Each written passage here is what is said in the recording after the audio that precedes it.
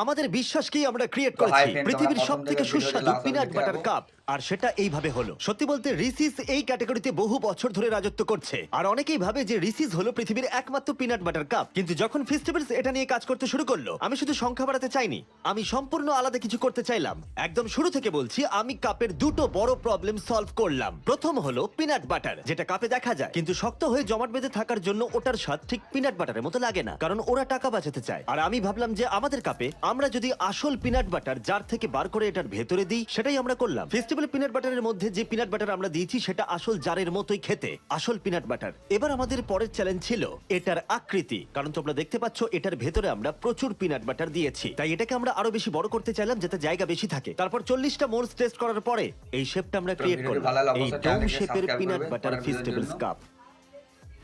যেমনটা তোমরা দেখছো এর ভেতরে অনেকটা পিনাট বাটার রয়েছে। এটা হাই কোয়ালিটি ফেস্টিভ্যাল চকলেট।